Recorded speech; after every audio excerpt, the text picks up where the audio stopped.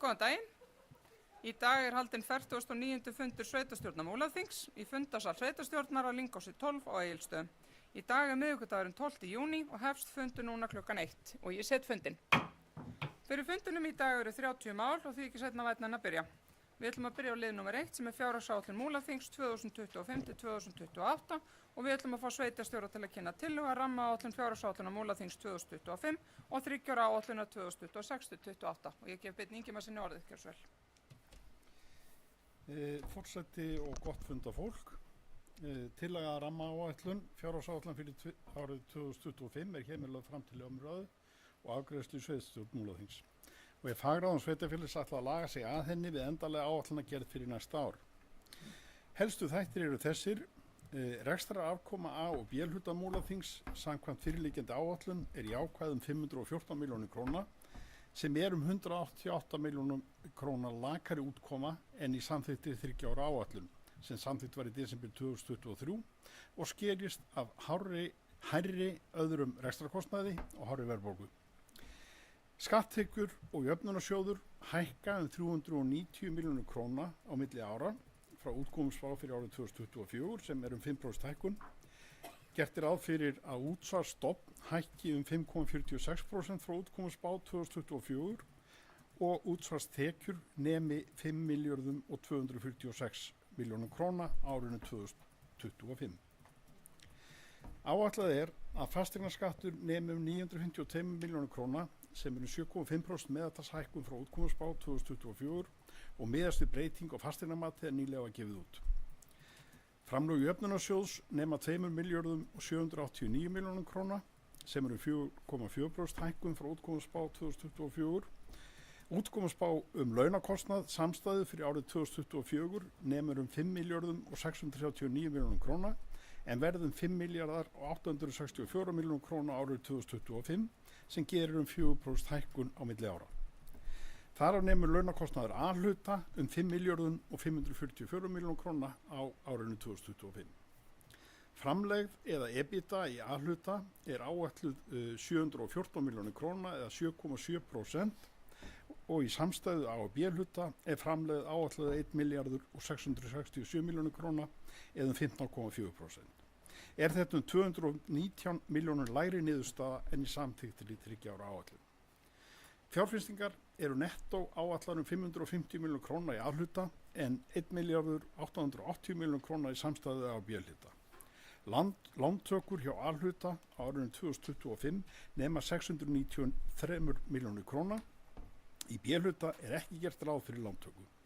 Vert að vekja athygli á því að þessum fjármunum verður ekki varið til rekstrar heldur fjárfestinga og afborgunar lána. Skuldaviðmið samkvæmt reglugerð verður í árslok 111% sem töluvert undir því viðmiði sem horft til af eftirlitsnefndum fjármál sveitarfélaga en hámarksviðmið 150%. Ég hef þessa yfirferð þá ekki lengri en vísa til fyrirliggjandi greinargerðar og legg hér með rammaáætlun fyrir árið 2025 fram til umræðu og afgreiðslu. Takk. Við þakkum Birni Ingimarssyni sveitarstjóra fyrir þetta og ég búin að opna mælendaskrá. Berglind Harpa Sáðsdóttir, gjörðu svo vel.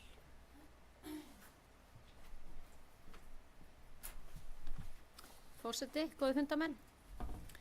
Bara þakka Birni Ingimarssyni sveitarstjóra fyrir yfirferðina. Mér langaði bara rétt að koma upp og fara yfir helstu tölur en eins og kom fram að rekstrarafkoman hún lakari en 3 ára áætlun og sem að í rauninni út af hærri öðrum rekstrarkostnaði og hárri verðbólgu eins og við vitum. En ég vil bara ítreka það eins og varðandi rekstrarafkomuna að rekstrarafkoman í samstæðunni þó áætluð 260 milljónum krónum jákvæðari niðurstaða milli ára. Og varðandi A-hlutan þá þráttur að sé lakara en 3 ára áætlun, þá það líka samt áætlun 300 milljónum krónum jákvæðari niðurstaða milli ára. Þannig að þráttur að við höldum ekki 3 ára áætlun viðmiði þá þetta allt á uppleið, bara koma inn á það. Og eins og með skatttekjur og jöfnunarsjóð að þetta hækkar verulega umfram áætlanir og það það sem að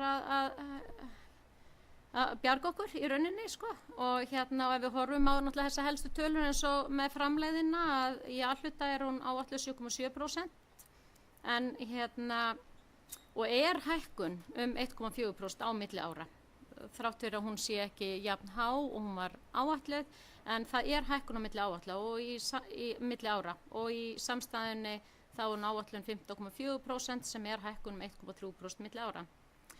En eins og hefur komið inn á, þú veist, eins og þessa helstu tölum sem skulda viðmið og skulda hlutfall, þar erum við bara langt undir og erum bara á þeim stað eins og önnur sveitarfélög í dag. En mér langar kannski bara helst að orða eins og verðlagshækkun lána umfram áætlun hefur bara verið okkur kostnaðarsöm. Það það sem og nú eins og með verðbólguna, hún áætluð 3,2% núna í þessu ramma á árinu 2025 sem að vonar innilega að gangi eftir og útkomuspá fyrir árið 2024 það miðað við 5,7%. En við eigum bara mikið undir því að verðbólgan fari lækkandi en það hefur gengið treglega og við vonum að það fari nú að ára betur og verðbólgan fari hjaðnandi en áætlunar okkar miðast út frá þjóðhagsspá Hagstofu Íslands hverju sinni og það eru tölurnar sem sveitarfélög horfa til í sínum áætlunum. Maður oft hugsað okkur við bara áætlum ekki bara aðeins herri verðbólgu og höfum þann varnagla en það eru bara greinilega ekki vinnubrögðin hjá sveitarfélögum. Þannig að þetta eru vinnubrögðin að horfa til þjóðhagsspá Hagstofu Íslands þannig að þetta séu viðurkennd og fagleg vinnubrögð og það kallast það. Og við auðvitað fylgjum því en bara koma inn á það að hver prósenta umfram þá verðbólguspá sem við setjum fram okkur sveitarfélaginu afar kostnaðarsöm og vildi bara koma inn á það að hver raun prósenta umfram verðbólguspá kostar sveitarfélagið í A-hluta 60 milljónir, þá erum við að tala ef það 1% umfram áætlanir og í samstæðinu þá hver umfram prósenta þar 74 milljónir. Þannig að 2% þá erum við komið með í 150 milljónir aukalega, þannig að þetta svo fljótt að safnast saman. Þannig að við eigum mikið undir því að verðbólgan hjaðni og þannig hafa skrefin verið tekin og við áætlum að hækkun launahækkun verði ekki umfram 4% og maður vonar að það gangi eftir. Þannig að við sjáum á þessum rekstrartölum að sveitarfélagið á uppleið milli ára og eins og ég segi, bara vona aftur að verðbólgan fari nú hjaðnandi og þessi rammi muni standast en hér fjárhagsramminn fyrir 2025 lagður fram til samþykktar í dag. Takk fyrir. Sveitarfélagfulltrúi Berglind Harpa Svavarsdóttir hefur lokið máli sínu fleiri sem vilja taka til máls. Svo ekki, ég ætla ekki tækifæri að lesa tillöguna sem liggur fyrir fundinum. Eftirfarandi tillaga liggur fyrir fundinum. Sveitarstjórn samþykkir rammaáætlunina eins og hún kemur fyrir á fundinum og vísar henni til vinnu við gerð fjárhagsáætlunar á komandi hausti. Og enginn hefur kveðið sér hljóðs og ég ætla þá að taka tillöguna til afgreiðslu. Þeir sem samþykkja tillöguna réttu pönt. Það samþykkt samhljóða fyrir þá komin í lið nr. 2, fjárhagsáætlun 2024 viðaukar. Fyrir liggur afgreiðsla byggðarráðs Múlaþings dagsett 21.5.2024 á viðaukum með samþykkta fjárhagsáætlun Múlaþings fyrir árið 2024. Eftirfarandi tillaga liggur fyrir fundinum. Sveitarstjórn Múlaþings samþykkir fyrirliggjandi afgreiðslu byggðarráðs á viðaukum við samþykkta fjárhagsáætlun fyrir árið 2024 sem eru komnir til vegna breyttra forsenda í rekstri. Ég ætla að opna mælendaskrá undir þessum lið ef einhver hyggst taka til máls. Berglind Harpa Svavarsdóttir, sveitarstjórnarfulltrúi, gjörðu svo vel. Forseti, góðir fundarmenn. Ég ætla bara rétt að koma hérna undir þessu máli. Við vorum hér einmitt að setja fram ramman til að ramma í fyrir lið og við viljum auðvitað alltaf að ramminn haldi sér. En það bara þannig að stundum gengur það ekki og í þetta skipti erum við að afgreiða þennan viðauka. Og mér langar bara svona rétt að stikla á því að fólk átti sig á því en í þessum viðauka þá einmitt koma fram í fyrstu auknar skatttekjur þar sem eru 48 milljónir sem við sjáum rauð og þráðinn að við erum að fá auknar tekjur í sveitarfélagi fyrir jöfnunarsjóði og skatttekjur. En það eins og stærsti liðurinn þarna í rauninni á félagsþjónustu sviði. Þetta barnavernd, stuðningsþjónusta, fjárhagsaðstoð og þetta eru bara verkefni sem verðum að sinna vel og við erum alltaf með ákveðna áætlun hvað við höldum að þessi liði munu kosta okkur en við verðum að gera vel eins og í barnavernd og fleira og þar er bara unni vel og það er gert það sem þarf að gera en þetta hefur bara verið gríðarlega kostnaðarsamt og þegar það fer svona yfir ramman þá verður bara að afgreiða það. Einnig eru þetta liðir sem snerta fræðslu og uppeldismál og æskulýðs- og íþróttamál og það er skíðasvæði Staðdal, lengd viðvera, þetta er af eignasjóði, þetta ákveðin uppkaup og stofnframlög sem við erum að mæta. Þannig að þetta á sér skýringar, eða skýringar að fólk átti sig á því en þetta er bara öll þessi verkefni verðum við að mæta og verðum að afgreiða hér sem viðauka af því þetta fer utan ramma. Það er ástæða þess, en takk fyrir. Berglind Harpa Svavarsdóttir í loki máli sínu. Eru fleiri sem vilja taka til máls? Ívar Karl Hafliðason, gjörðu svo vel.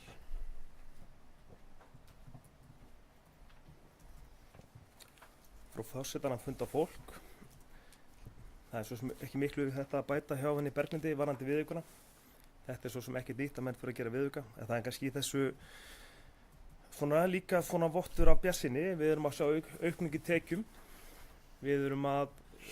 Það er búið að klára ákveðið málverði Kaupang 10 sem opnar þá upp á uppbyggingu á nýju miðbæjarskipulagi á Egilsstöðum, ekki sem búið að vera í vinnslu dálítið lengi og ég trúi því bara að það verði ákveðin áhuga á því og það verði farið í nýtt skeið í gang hjá okkur að við festum okkur ennþá í betri sessi sem ákveðið þjónustukjarni á héraðinu. En svo er líka kannski annað sem er kannski á teikniborðinu sem við höfum vissulega beðið eftir á tekjuleiðinni. Nýja reglurvarandi jöfnunarsjóð sveitarfélagana. Það sem er meira tekið til fjölkjarna sveitarfélaga, stórra. Þetta er eitthvað sem við þekkjum. Það er erfiðara að reka bæði þjónustu og annað í landfræðilega stóru fjölkjarna sveitarfélagi. Við erum líka að bíða eftir því að fá fiskveiðisjóð til þess að vera lagður niður og við fáum það beina tekjur til að geta þá til framtíðar nota þær greiðslu til þess að fara í stærri verkefni og eins endurskoðun og tekjuskiptingu á orkumannvirkjum. Þetta er allt mál sem skiptir okkur máli og rauninni væri þau komin til tals þá geti vel verið að þessi viðauki, þörfum fyrir viðauka væri einfaldlega bara úr sögunni en ég held að bara skipti máli að við bara sem kjörtu fulltrúar gætu þess að þessi mál klárist því að þetta hefur gríðarlega áhrif fyrir okkur. Takk. Ívar Karl Hafliðason við loki máli sínu. Helgi Hlynur Ásgeirsson takk til máls, gjörðu svo vel.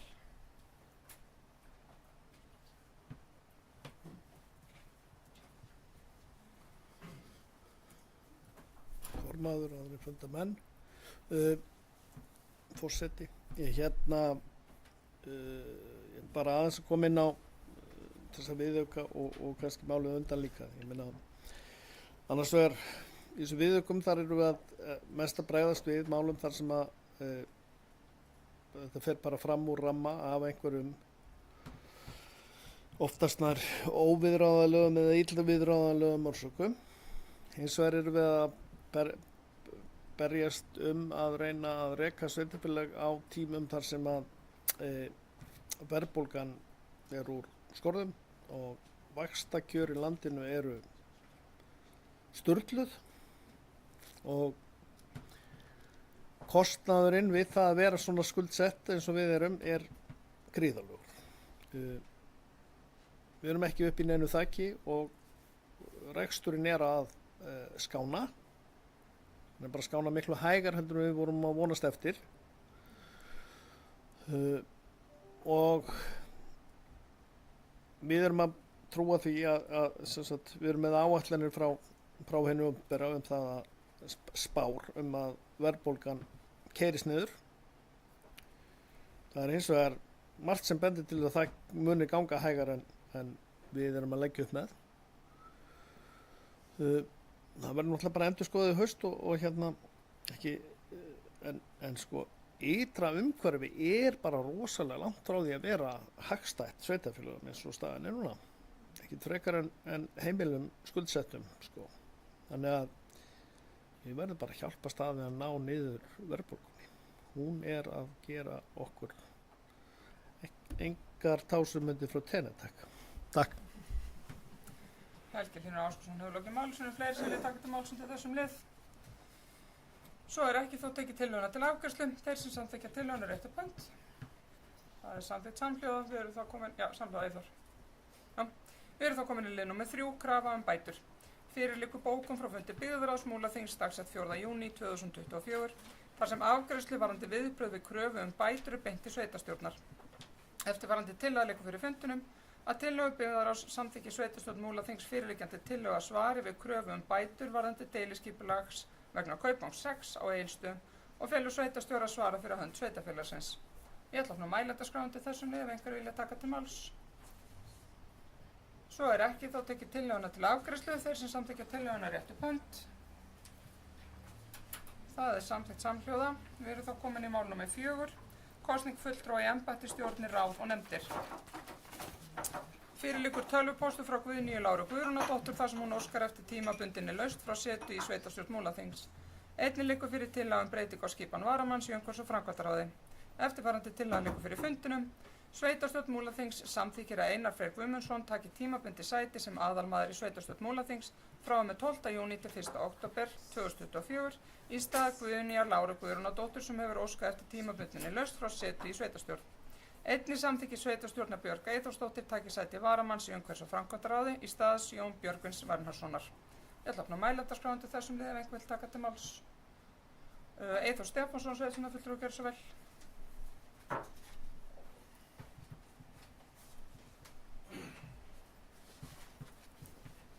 Frú forseti og annað fundafólk, það eitt atriði sem að svona varandi fylgigögn málsins sem að vekur mann aðeins til umhugsunar.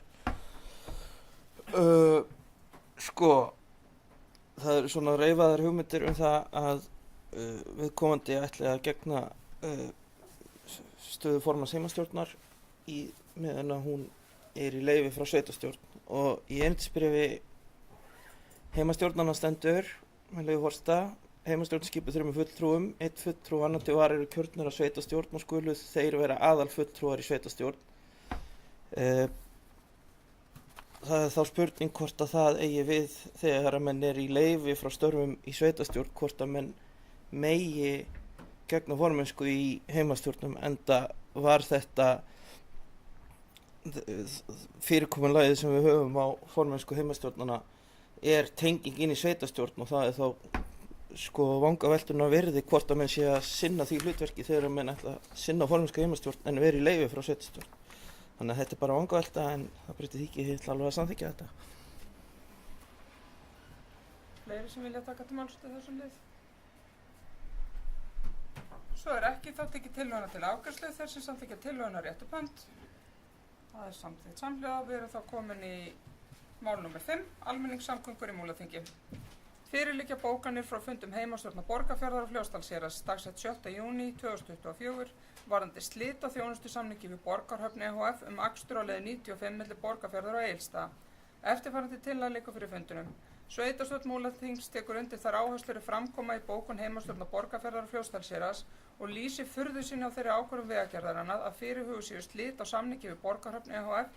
Akstur á leið 95 milli Borgarfjarðar og Egilsstaða.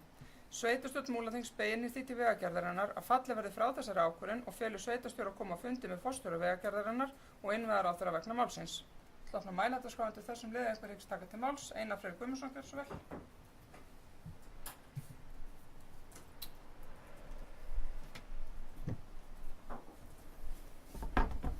Virðulegi forseti, góðir fundarmenn. Ég tek undir það sem kemur fram í fyrirliggjandi tillögu og vil til viðbótar lýsa sérstaklega furðu minni á annarri af 2 meginástæðum Vegagerðarinnar fyrir því að segja upp þessum samningi. Þeirri ástæðu að akstur leiðar 95 falli undir innanbæjarakstur en ekki almenningssamgöngur milli sveitarfélaga. Ef þetta túlkun Vegagerðarinnar, sem ríkisstofnun á hugtakinu innanbæjarakstri, þá nokkuð ljóst að komin verulega neikvæður hvati fyrir sveitarfélög til að sameinast ef þau eiga á hættu að verða fyrir þjónustuskerðingu umfram þau sveitarfélög sem sameinast ekki. Það var í ósamræmi við yfirlýsta stefnu stjórnvalda að fækka sveitarfélögum með sameiningu þeirra og þess vegna vona ég að þessi ákvörðun Vegagerðarinnar verði endurskoðuð. Takk fyrir. Sveitarstjórnarfulltrúi Einar Freyr Guðmundsson og lokið máli sinu. Sveitarstjórnarfulltrúi Hildur Þórsdóttir óskar eftir að taka til máls, gjörðu svo vel. Forseti, ágætu fundarmenn. Sveitarstjórnarfulltrúi Einar Freyr fór ágætlega við það sem ég ætla að koma inn á. Ég ætla að lýsa yfir furðu minni á því að Vegagerðin skilgreini þetta sem innanbæjarakstur og það hlýtur þá að vera að þarna séu aðilar að ferð sem þekki ekki landfræðilegar aðstæður í okkar ágæta sveitarfélagi, þar sem eru miklar fjarlægðir á milli kjarna í Múlaþingi. Þegar við erum að vinna að sameiningu þessa sveitarfélags árið 2020, það voru svona fögur fyrirheitum og það myndi hjálpa okkur að ná fram samgöngubótum, svo sem Axavegi, Fjarðaragöngum.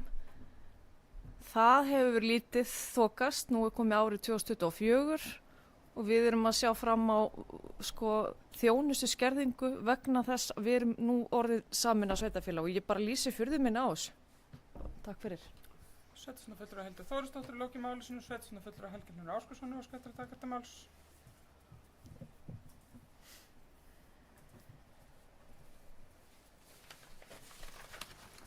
Forseti, já, Einar Freyr kom ágætlega inn á þetta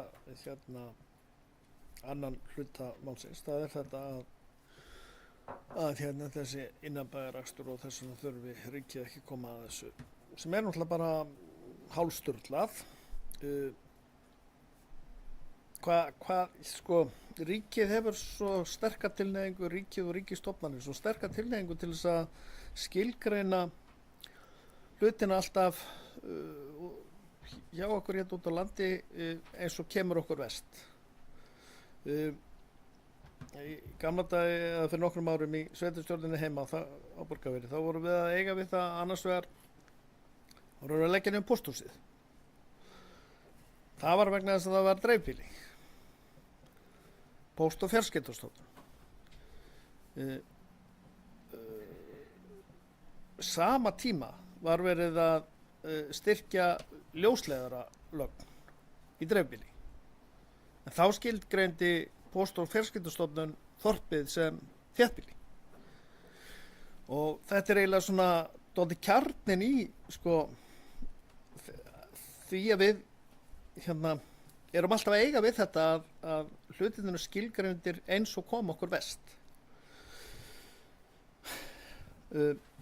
Hinn liðurinn, hinn aðal ástæðan sem að er Vegagerðin nefnir þannig, það er hversu fáir farþegar séu. En það er hins vegar aftur skilgreiningaratriði hvað eru fáir farþegar. Ég meina, þetta eru rúmlega 3 ferðir á íbúa á ári. Ég efast að rútan á milli Egilsstaða og Akureyrar uppfylli það. Ég held að sé dálítið inn á eina ferð á mann, Þannig að það er skilgreiningaratriði líka hvað er fáir farþegar. Og þetta er dálítið mikilvægt að eiga þennan möguleika að vera bíllaus til dæmis. Ef að það eru engar almenningssamgöngur þá það dregur dálítið mikið úr lífsgæðum. Þannig að ég held að þetta sé hugsuð aðgerð hjá Vegagerðinni og ég held að þetta sé ekki að kosta mjög mikið því að í þessum samningum það eru margir fleiri sem koma að þessum rekstri heldur bara Vegagerðin, þannig að ég bara skora á Vegagerðin að draga þetta tilbaka og semja bara upp á nýtt. Takk. Helgi Hlynur Ásgeirsson og lokið máli sínu. Ég ætla að beða fyrsta forsetann að taka við þessum forsetatekst takk til máls.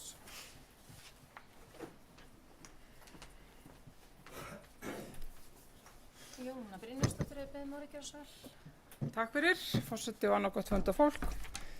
Ég vil bara taka undir því sem að fram hefur komið og ég vil bara segja það að mér er nú þótt þeir sveitarstjórnarfulltrúar sem hafa undan mér hafa komið í pontu hafa sýnt ansi mikla stillingu. Ég er ekki eins friðsæl yfir þessu og þótt að þau hafa verið á kurteisum nótum að þá langar mér bara mest að vera það ekki.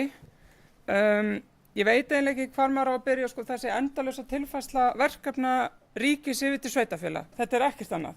Þarna er bara einhver starfsmaður innan Vegagerðarinnar sem er búinn að reikna þetta út og þetta Excel-skjalið segir computer says no og þá munir þetta bara ekki ganga og þessu er sagt upp. Og forsendurnar eru náttúrulega algjörlega galnar og ef að við stoppum ekki og stöldrum aðeins hér við þá getum við bara að fara að loka smærri stöðum bara alveg, af því þetta er náttúrulega óþolandi hvernig á að leggja af alla byggðastefnu í þessu landi, ef byggðastefnu skildi þá kalla sem við höfum hér.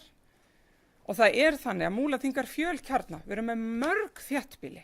Við erum ekki með eitt þéttbýli, við erum með mörg þéttbýli. Þannig að þetta getur aldrei verið innanbæjarakstur. Innanbæjarakstur er sko Egilsstaðir Fellabær. Þetta er innanbæjarakstur. Innanbæjarakstur getur ekki verið Egilsstaðir Hallásstaðir eða Egilsstaðir Djúpavogur eða hvað þá Borgarfjörður Djúpavogur. Þetta eru önnur þéttbýli. Bara það að það sé alveg á hreinu og þessi skilgreining á orðinu innanbæjar er eitthvað algjörlega nýja nálinu. Ég held að vera ágætt að reyna að fá einhverja lögfræðilega skilgreiningu á því hvernig menn fá það út að þetta sé innanbæjarakstur. Og það að ætla að leggja niður almenningssamgöngur til einhverja vissra staða á landinu er bara þá breyting á byggðastefnu þessar ríkisstjórnar. Og ég vil bara fá það á hreint. Hvenær ætla þingmenn að fara að standa aðeins upp og tala hér máli okkar? Við erum nýbúin að saminast, hvött til að saminast og bara hvað. Það er öllu komið yfir á okkur sem hugsast getur og núna kostnaði við almenningssamgöngur.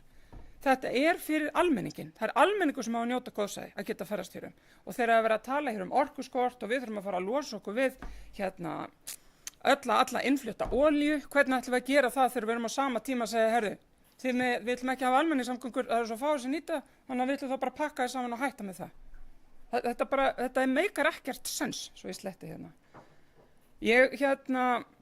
Eins og ég kannski heyri, það er bara svolítið hliti í mér út af þessu, þú veist, þetta er stór mál. Leið þetta byrjar, það þýðir bara það að þú veist að sveitarfélögin muni að hætta við að saminast. Hvernig ætlum við að tryggja það að farþegar sem koma hér til Egilsstaðaflugvallar komist til síns heima? Ég held að niðurstaðan sé svo að Vegagerðin ætla að segja upp öllum þessum samningum og það verði bara hægt að komast með rútu frá Egilsstaðaflugvöllin og Reyðarfjörð. Ég hef það óstaðfest en ég hef grun það að það verði þannig.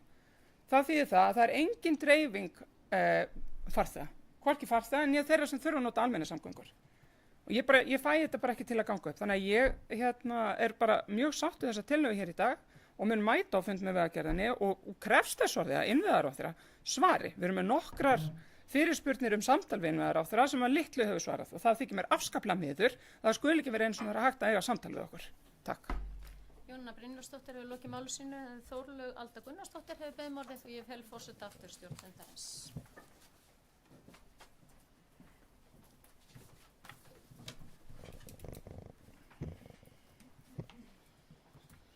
Já, takk forseti og annað gott fundafólk. Mér langaði bara aðeins að taka undir reiði, Jóni. Mér finnst þetta náttúrulega alveg magna að ríki geti bara skilgreint í rauninni það sem að kemur þeim best á hverju sinni að skilgreina þetta innanbæjar er náttúrulega, svolítið komist. Þegar að má ekki fara lengra út fyrir heldur en bara í vök að þá ertu komin í dreifbýli varðandi rafmagn sko. Þannig að þá ertu komin í að borga mun meira fyrir rafmagnið þannig að það er spurning hvort að rafmagnið verði þá kannski ódýrara á leiðinni ef að þá að skilgreina þetta sem innanbæjar dæmi nema það sé undir klausu sem að er undir, í rauninni bara það sem að sanna regluna. En ég bara, mér finnst eiginlega bara magnað að þeim hafi dottið í hug að koma með svona vel rökstudd rök til okkar. Þannig að skiliði vel á sér reið. Ég er líka reið. Bara takk fyrir. Berglind Harpa Svavarsdóttir beðum að taka þetta málskjörsvel. Forseti, góði fundamenn. Ég bara tekið undir hvert orð sem hefur farið hér fram og ég vil endilega bara ná að blása aðeins líka þráttur að hafa komið fram kannski það sama sem ég er að fara að segja en þetta er með ólíkindum að þetta sé skilgreint sem innarbæjar akstur og eins og sveitarstjórnarfulltrúi Þórlaug Alda Gunnarsdóttir kom inn á að varðandi rafmagn og fleira. Þetta er alveg með ólíkindum að við erum meira sem með húsnæði og atvinnuhúsnæði sem er innan skilgreints þéttbýlis hjá sveitarfélagunum en af því að það er ekki á vegum hins opinbera þá er það að borga alveg gríðarlega hátt verðlag. Þannig að það er ekkert sem að standast ekki þessa jöfnur sko. Þannig að það er nú bara enn einn baráttan sem við verðum að halda áfram. En þetta er alveg með ólíkindum að innanbæjarakstur er í rauninni á að fara fram í þéttbýli. en þarna eru 4 þéttbýli sem við erum að tala eða fleiri þéttbýli með þessa, en gríðarlega víðfeðmt dreifbýli þarna á milli og Múlaþing næst víðfeðmesta sveitafélag landsins. Þannig að það eins og hafi ekki verið hugsað alla leið. Og eins og hefur verið komið hérna á líka eins og það ákveðin aðferðafræði sem varðandi brothættar byggðir og stuðla jákvæðri byggðaþróun og allt þetta, að þetta úrræði vinnur algerlega gegn því. Og svo förum við hér seinna í dagskráni að tala eins og hefur líka verið komið inn á varðandi gjaldskyldu á Egilsstaðaflugvelli. Hvernig ná fólk að fara að komast á milli, og það hefði nú kannski farið, reynt að fara að nýta þessa ferðir loksins, komast á flugvöllin, en þá virðist það ekki hægt. Þannig að það verði í rauninni að ýta undir það að sveitarfélögin sem eru dreifbýl, fari sameiningar og ríkið, notabenni ríkið að ýta undir sameiningar og að reyna að mæta þeim kostnaði, en það hefur greinilega ekki, þessi jafna hefur ekki verið þarna inni í rauninni til þess að ýta undir sameiningar og mæta þeim kostnaðalið. En þetta alveg með ólíkindum og ég ætlaði nú að koma eitthvað rosa flott atriði núna sem ég náttúrulega bara steinglemdi, vil helst ekki fara fyrir ég maður það, en ég hveti þess einmitt að við ætlum að fá Vegagerðina og innviðaráðherra til fundar. Og ég ítreka það líka hér að þrátt fyrir að við séum að bóka trekk í trekk að fá lykil aðila til fundar, að það bara verður ekki við því. Verður ekki við þeirri beinni. Já, og það sem ég hafa gott að ég varð aðeins lengur Þannig að það bara varðandi íþyngjandi skref og lög og reglur sem að ríkisvaldið að setja á sveitafélög í dag. Við erum bara með ákveðið fjármagn, við erum að berjast við verðbólgu og allt þetta eins og vorum að fara yfir fyrstu 2 liðum og svo þurfum við að sinna þessu lögum og ríkið kemur ekki með fjármunina og það það sem við erum að gera, endalaust að setja meira og meira fjármuni, íþyngjandi lög og reglur sem eru kannski góð lög og reglur en við getum ekki endalaust borgað brúsann og þarna eigum við greinilega að gera það með almenningssamgöngur á milli þéttbýliskjarna, þrátt fyrir að við séum bara, 1/4 landinu eða eitthvað þá þetta bara eitt þéttbýli. Þannig að það eitthvað mikið í þessari skilgreiningu. Og við, eins og segi, í þessu máli sem og öðrum sem eru heitamál hér á dagskrá í dag að við látum í okkur heyra og það bara gengur, svona vinnubrögð ganga ekki og ef að Vegagerðin ætlar að fara í þetta all land að fara að taka þetta niður svona til þess að mæta kostnaðar útgjöldum ríkisins, þá þetta ekki leiðin. Þannig að ég bara ekki hress með þetta og ég fylgjandi þessari bókun sem undir þessu lið. Takk. Berglind Harpa Svavarsdóttir lokið máli sínu, Helgi Hlynur Ásgeirsson hefur óskað eftir að taka þetta mál, gjörðu svo vel.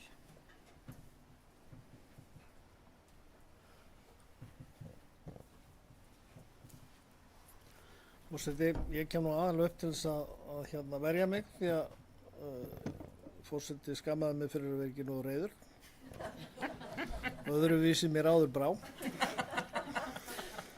En það alveg, ég alveg sammálað þessu. Þetta er alvarlegt mál. Þetta er ekki stort mál, en þetta er stort mál í samhenginu í samhenginu eins og þær stöllur hafa verið að fara yfir Berglind og Jónína ef þetta er bara fyrsta skrefið í einhverja átt, en þetta er náttúrulega auðvitað ekki fyrsta skrefið, því þetta eru skref sem, eins og ég var að reyna að koma inn á þetta er skref sem búið að vera stíga alltaf verið að skilgreina á sem óhagkvæmastan hátt fyrir okkur og það bara að verða þreytt og svo var annað skemmtilegt það er ákveðið ríkisstjórnarsamstarf sem ekki skemmtilegt í landinu og það er búið að skipta ráðherra stóla svolítið. Þannig að ég hef ekki heyrt mikla gagnrýni á innanríkisráðherra úr stóli forseta fyrir núna en hún á alveg rétt á sér gagnrýni en þetta er bara pínu skemmtilegt að flokkapólitíkin hefur alltaf pínu áhrif að og það er náttúrulega bara grafalvarlegt mál ef að það næst ekki samtal við ráðherra eða þeirra fólk til þess að svara fyrir. Þetta eru nokkur mál sem eru ekki alveg eins og þau ætti að vera. Og ég meina, innanríkisráðuneytið fer með þessi mál. Ég meina, sameiningamálin, þetta er tuska í þau. Ef að hérna Vegagerðin ætlar að fara skilgreina þetta svona. Vegagerðin er undir innviðaráðuneytinu og innviðaráðuneytið er náttúrulega hérna ráðuneyti sveitarstjórnarmála, þannig að þetta er bara svona yfir og allt umkring og þetta er algjörlega valid að við þurfum að fylgjast alveg óbáslega vel með og vekja athygli á því þegar er alltaf verið þetta að hérna smá saman að verið að loka öllum pósthúsum. Það er sko, þjónustan er alltaf að minnka og það er alltaf verið að skilgreina út frá einhverjum massa. Það er erfitt, við erum 11% af landinu með 5.000 íbúa. Sko ekkert hérna er þéttbýli, þannig sko. Ég meina við erum sko, hvar sem við er í heiminum þá er þetta skilgreint sem rúral svæði sko. Það er ekkert þéttbýli hérna sko. Hvað þá ef að það eru 160 kilometrar á milli sko, eins og Djúpavogs og Egilsstaða við veturinn. Það er ekki þéttbýli. Það getur ekki verið hægt að skilgreina það þannig. Og þurfa að keyra í gegnum sko annað sveitarfélag í 1,5 tíma. Það er bara orðið svo sturlað. Takk. Sveitarstjórnarfulltrúi Helgi Hlynur Ásgeirsson hefur lokið máli sínu og Ívar Karl Hafleðarsson réttir svo rækileg upp hönd, hann veit aldrei að tala mjög lengi. Gjörðu svo vel. Frú forseti, funda fólk. Það er svo flest hvet að koma fram svo sem en mér er svona skipt að máli hvaða þjónustu veitt, stundu koma bara tækningur annað og þörfum fyrir þjónustuna minnkar. Ég held nefnilega þörfing fyrir þetta almenningssamgöngur sé frekar að aukast.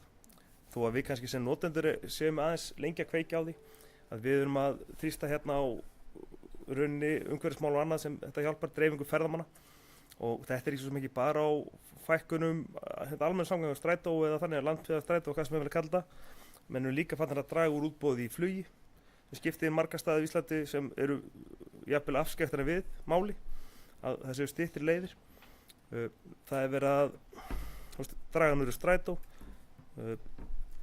framkvæmdir við vegamál, stóra framkvæmdir utan Hvítá eru hverfandi og maður þarf svo mikið að lesa bara hvað er rætt, menn er rosalega uppteknir því að enda sjóðast í 500 milljörðum í að þessum eitthvað sem heitir samgöngusáttmáli á höfuðborgarsvæðinu. Menn finnst alltaf að byggja brýr sem er rúmlega 2 sinni dýrinn að þurfa að vera.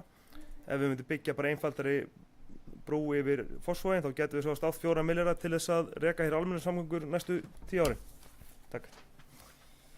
Ívar Karl Hafleðarsson lokið máli sínu, Berglind Harpa Svavarsdóttir búin að óska eftir að taka til máls og eftir henni Hildur Þórsdóttir.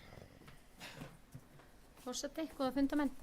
Ég langaði bara að koma hérna bara með annan punkt út af því að eins og þetta skrifa í mörgu sem við höfum verið að tala um hérna að það er bara, manni finnst bara eins og sé unnið svona gegn dreifbýlinu, það sé alltaf hægt að taka af okkur og svo les. Mér langaði bara að hérna nota tækifærið og minnast aðeins og tölur og efnahagsumsvifum Austurlands.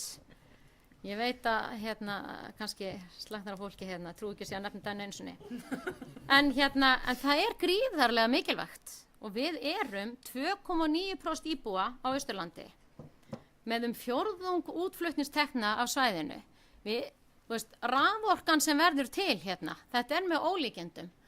Og svo erum við að reyna að vera kröftug og koma fram og fá fólk á borði og það kemur ekki á borði og svo dílum við það að eins og með jöfnunarákvæði þingmanna, fækkun þingmanna, maður bara hugsar við erum að standa okkur ótrúlega vel og það er alltaf, við erum alltaf eitthvað svona varnarbaráttu.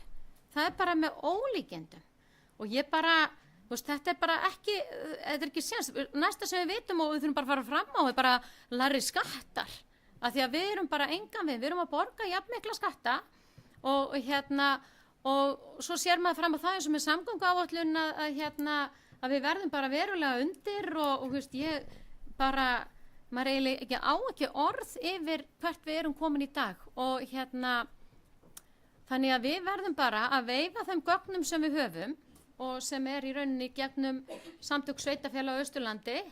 Þar tölum við sem ein held í gegnum okkur gögn og við verðum bara að nota þessi gögn og vera enn öflugri þar sem ein rödd og það eru bara gríðarlega mörg tækifæri sem við verðum að grípa til varna. Við bara erum alltaf að grípa til varna. Þannig að við bara settum okkur ekki við þetta og við munum vinna þennan barda. Ég bara trúi ekki öðru. Þannig að þetta ósanngjarnt og við bara tökum þau skref sem þarf að taka í þessu máli og bendum á eins og segi, allt sem við getum verið stolt af og okkar framleið vöru útflutningstekjur og allt sem í gangi hér á Austurlandi og tækifæri til enn frekari verðmætasköpunar. Það verður að fara fjárfest í svæðinu, þannig að við bara höldum þessari baráttu áfram. Það ekki spurning. Takk. Sveitarstjórnarfulltrúi Berglind Harpa Svavarsdóttir lokið máli sínu og næsta punkti Hildur Þórisdóttir, sveitarstjórnarfulltrúi, gjörðu svo vel. Já, forseti og ágætu fundarmenn. Ívar Ingimarsson skrifaði einu svona ágæta grein byggðastefnu hér á landi og hann talaði byggðastefnuna allir suður og þetta náttúrulega bara liður í því. Það bara verið að mylja undan landsbyggðinni smátt og smátt og hefur verið, og svo þróun hefur náttúrulega verið bara áratuga skeið og svo virðist einhvern veginn enginn á okkar ágæta Alþingi einu svona ávarpa það að við erum svona nánast að verða borgríki og við erum bara að vera mjög sátt við það.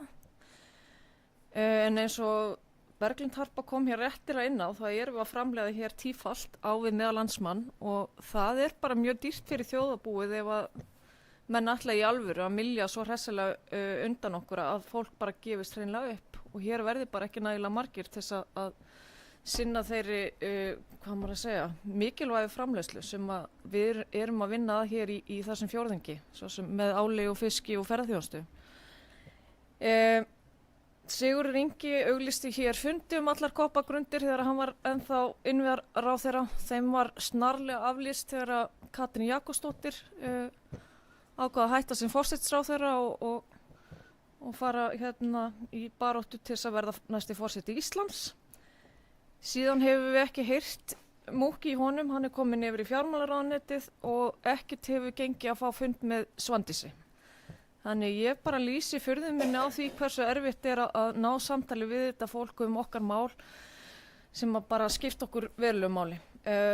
Við erum að segja hér í okkar bókun að við sem að beina því til Vegagerðarinnar að falla frá þessar ákvörðun og ég bara vil sjá okkur mæti svo af töluverður hörku þannig að þessar ákvörðun verði bara snúið við. Annað bara óásættanlegt. Takk. Sveitarstjórnarfulltrúi Hildur Þórisdóttir hefur lokið máli sínu. Fleiri ekki á mælendaskrá. Þá ætla ég að bera tillöguna upp sem ég las áðan og þeir samþykkja hana rétt upp hönd. Það samþykkt samhljóða. Við erum þá komin í mál nr. 6. Fundir sveitarstjórna, fagráða og heimastjórna júní til desember 2024. Fyrir liggur fundadagatal fyrir sveitarstjórn, ráð, heimastjórnir fyrir ágúst til desember 2024 sem hefur verið staðfest af heimastjórnum og viðkomandi fagráðum. Eftirfarandi tillaga liggur fyrir fundinum. Sveitarstjórn Múlaþings samþykkir fyrirliggjandi fundadagatal sveitarstjórnar og fastanefnda ágúst til desember 2024 og felur skrifstofustjóra að sjá til þess að það verði birt á heimasíðu sveitarfélagsins. Sveitarstjórn Múlaþings samþykki jafnframt að sumarleyfi sveitarstjórnar verði frá fundi þess 12. júní 2024 til og með 7. ágúst 2024. Byggðaráð mun fara með fullnaðarafgreiðslu heimild mála þann tíma samanber 32. grein samþykkta stjórn Múlaþings. Fyrsti fundur sveitarstjórnar að afloknu sumarleyfi verði haldinn 14. ágúst. Ég ætla að opna mælendaskrá til þessum liður einhver ykkur taka til máls. Eyþór Stefánsson, sveitarstjórnarfulltrúi, gjörðu svo vel.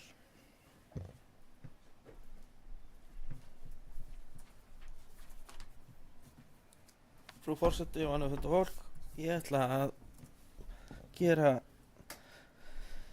ekki að samþykkja þetta eins og áður því að mér finnst algjörlega galið hvernig nefndafyrirkomulagið hjá okkur að það sé ekki gert ráð fyrir að flokkar og þeir sem eru að reyna að sýsla og vinna í þessu hafi tíma til þess að undirbúa sig fyrir nefndafundi. Ég ætla að fella þetta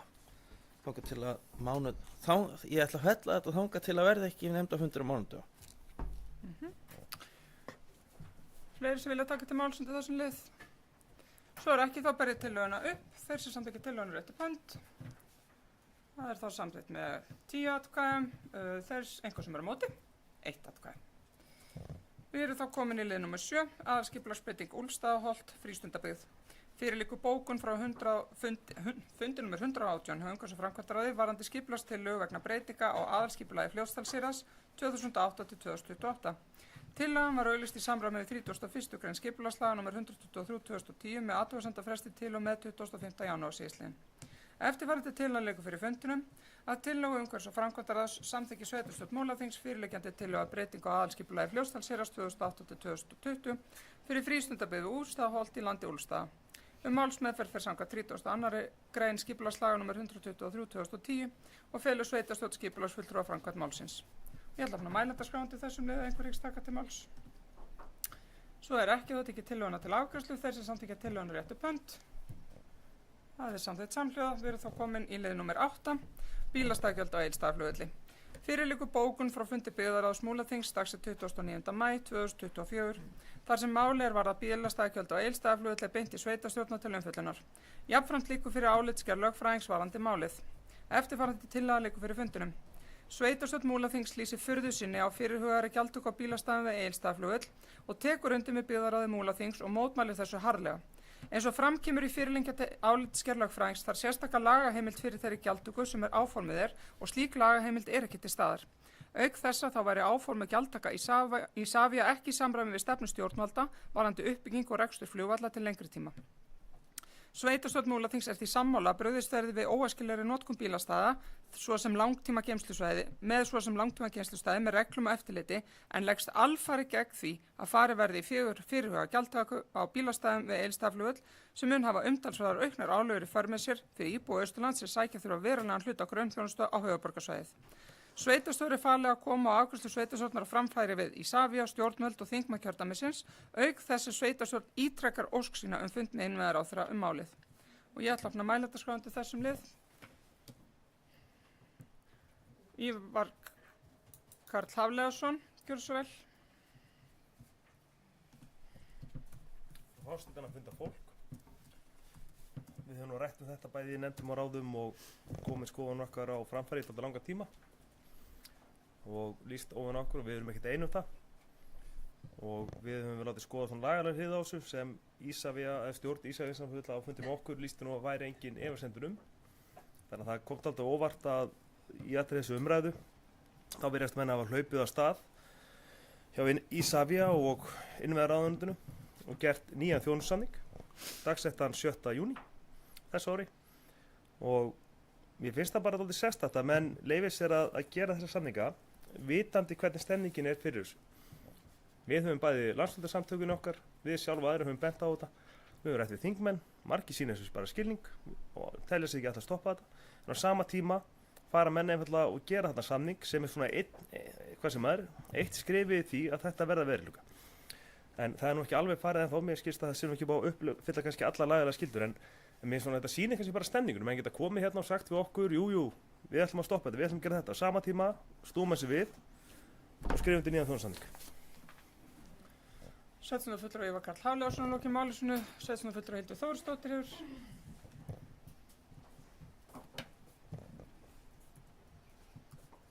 Já, forseti og ágætu fundarmenn. Sveitarstjórn átti fyrir ekki alls löngu fund með forsvarsmönnum Isavia eftir að þessi aðgerð var tilkynnt í fjölmiðlum. Þá var ekkert búið að bera hana undir sveitarstjórnir hérna fyrir austan. Þetta var bara greinilega búið að ákveða þetta og panta græjunar og svo að senda fréttatilkynningar og síðan var samtalið tekið. Þannig við áttum mjög hreinskipti fund við þetta ágæta fólk og það eina sem það virðist hafa skilað að þau hafa leitað beint til væntanlega innviðaráðuneytis til þess að tryggja það að þessi lagaheimild sé til staðar til þess að innheimta þennan landsbyggðarskatt svo við getum lagt hérna bílunum okkar á malarstaðinu við Egilsstaðaflugvöll.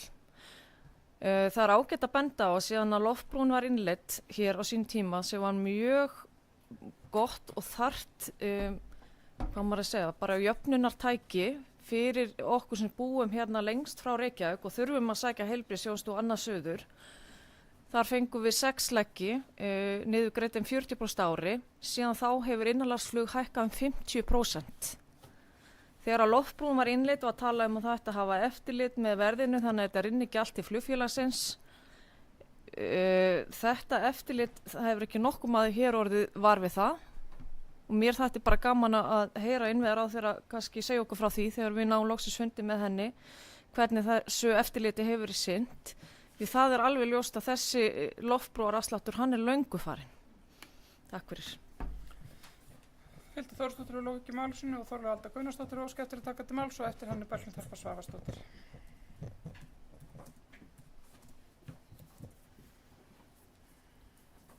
Forseti, gott fundafólk. Ég bara ætla að taka undir þetta með því sem hér hefur komið fram og ég í rauninni furða mig svolítið á því að þeim detti þetta nú í huga. Þetta kannski svona rímar svolítið við það sem við erum búin að vera að tala hér en þá spyr ég mig ef að þeir ætla að gjaldtaka þetta, hvert fer peningurinn? Af því að í rauninni samninginu segir, eða þessari tilkynningu sem við fengum, þá segir að þetta verði nýtt til þess að í rauninni byggja upp bílastæði flugvallanna í fleirtölu. Þannig að þá spyr ég, ok, er þá verið að fara að byggja upp bara þau bílastæði sem að við sem notendur í rauninni nota eða eru þeir að fara að nýta peningana í það að byggja upp líka bílastæði sem að þeir nú þegar leigja bílaleigunum og í rauninni, já, hvað er planið með þetta? Af því að þetta bara, það eru engin góð rök fyrir þessu og þetta í rauninni bara eitt af því sem er neikvæður hvati fyrir sveitarfélög að sameinast. Af því að þeir eru búin að koma hérna með núna, við talum allavega 2 ef ekki 3 mál sem verið að höggva í okkur. Og við eigum að vera svona, já, við áttum að vera í rauninni, hvað var það sagt við okkur? Það var í rauninni, við áttum að vera svona fyrirmynd fyrir sameiningu. Og það eina sem við höfum fengið eru svikin loforð og bara ofboðslega mikið af hindrunum og það höggið úr okkur hverjum einasta stað. Þannig að ég ætla bara rétt að vona að þeir drægi þetta tilbaka því þetta bara fáránlegt. Þeir eru búinir að éta upp alla loftbrúna sem að okkur var lofað að yrði okkur til bóta. Hún löngu farin. Þannig að ég spyr, og önnur spurning, hvað langt síðan að þessi í rauninni þetta plan var malbikað? Hvað langt síðan? Hver var fjárveitingin? Var hún öll nýtt eða fór hún annað? Var hún öll nýtt eða var afgangur og hvert fór þá sá peningur? Þannig að, já, takk fyrir mig. 17. og Þorlaug Alda Gunnarsdóttir og lóki málsinu og næst punktu Berglind Harpa Svavarsdóttir, gjörðu svo vel. Forseti, góði fundamenn. Þá það enn eitt baróttu málefnið okkar hérna.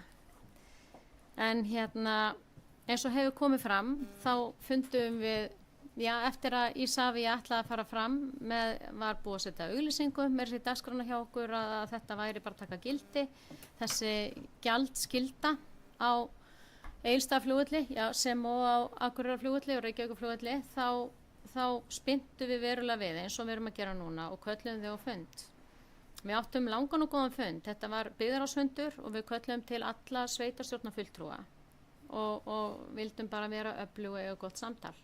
Við vorum öflug og áttum gott samtal og fórum líka yfir þá staðrend sem ég langar að koma með fram hér líka að ég satt í verkefnahóp sem formaður Sambandssveitarfélaga á Austurlandi. Þá gat ég sest í ákveðin verkefnahóp sem að hét, já, öflug sjúkrahúsþjónusta í dreifbýli. Þetta verkefni, öflug sjúkrahúsþjónusta í dreifbýli, það var verið að horfa til 2 svæða sem eru skilgreind sem fámenn dreifbýl og afar viðkvæm svæði með til heilbrigðisþjónustu vegna þess hve langt í sérhæfðar bjargir. Og þetta það sem að ég var að við öll vorum að reyna að koma líka á framfæri að Austurland situr ekki við sama borð og Akureyri og Reykjavík með þetta að gera. Þetta verkefni var gríðarlega öflugt sem var farið í, byggt á þessum rökum og það var gert til þess að bæta mönnun á sjúkrahúsunum, bæði á Vestfjörðum og Austurlandi. Að það gríðarlega krefjandi og erfitt að standa vel að mönnun og við fundum oft og mikið og úr varð ákveðin lausn og það var ákveðin á þess að ég fara í þá samning og svona en það allavega þannig að verði auðveldara að manna. Og hér áður var það nú þannig með ríkið að eina viku í mánuði þá kom alltaf sérfræðingur og sunnan og synti sko þannig að þeir sérfræðingar sem eru starfandi á þessum stofnunum út á landi að þeir geti nú fengið sér frí og við þurfum ekki að vera með tilkynningar að sé ekki hægt að fæða á Austurlandi og svona eins og hefur verið. Þannig að þetta var gott verkefni sem var í rauninni tilgangu þess að bregðast við þessu. Annað sem var tengt þessu verkefni sem ég vil líka segja að það einmitt með heilbrigðisþjónustuna, sko bráðaþjónustuna. Þannig að lendingin varð að ein heilsugæsla á Vestfjörðum og ein heilsugæsla hér sem á Egilsstöðum var skilgreind með auki bráða viðbragð umfram aðrar heilsugæslur. Það bara til þess að það séu tæki og tól til staðar til þess að þegar við erum svo gríðarlega viðferm og frá allri heilbrigðisþjónustu að við séum með snaggra viðbragð. Hvað að gerast? Við getum brugðist við við greinum og getum komið okkur söður ef þess þarf. Og þetta lykillinn í rökunum sem við fórum yfir á þessum fundi. Byggt á því að við þurfum að sækja nánast alla heilbrigðisþjónustu söður. Þá þurfum við mikið að nota þetta innanlandsflug. Fólk þarf að fara á völlin, það fær ákveðnar ferðir greiddar, hann leggur bílnum sínum og einmitt eftir þetta samtal þá var í rauninni eina sem var breytt að það viðmiðunartíminn fór úr 15 mínútum sem ekki eins og nægur til að fara með pakka eða bíða eftir einhverjum einstaklingi sem að skutla og svona. Það var það eina sem var rýnt í rauninni. Þannig á þessum 5 klukkutímum þá nærð þú ekki að fara í flug og fara suður og hitta þinn sérfræðing og líka hvernig óreglan var á fluginu tíma, þá þorir fólk ekki öðru en að fara daginn áður út af því að sjálf pantaði mig tíma hjá augnlækni fyrir 2 mánuðum síðan og það í lok ágúst sko. Þetta bara dálítið birtingamyndir sem við búum við hérna á Austurlandi og það bara verður að taka tillit til þess. Við þurfum að sækja allt suður en hér bara virðist alls ekki vilji stjórnar Isavia þráttur þessa ræðu að víkka tímaraman með gjaldskyldu byggt á þeim rökum. Þá vorum við að tala einhverja sólarhringa en það var greinilega ekki hægt. Það sem við höfum verið að byggja núna ákveðin lagaleg óvissa sem til staðar og við höfum fengið lögfræðingi í það og hins vegar bara rétt fyrir fund þá fengum við gögn í hendurnar varðandi þennan nýja þjónustu samning sem ég hef nú ekki getað rýnt, hann nú langur. Sem var allt í einu farið í, út frá þessum rökum okkar með lagalega óvissuna, var rokið í og undirritaður eða komið í gang 7. júní og maður verður alveg hugsi sko. Og svo horfir maður á hverjir gera þennan samning, það innviðaráðuneytið, Isavia, innanlandsflugvellir og svo staðfesting frá fjármála og efnahagsráðherra. Ég vona innilega, við erum náttúrulega öll búin að hamra á okkar þingmönnum og ég get ekki sagt annað en að það hafi verið eitthvað barátta og bara skildi það að þetta bara stoppað.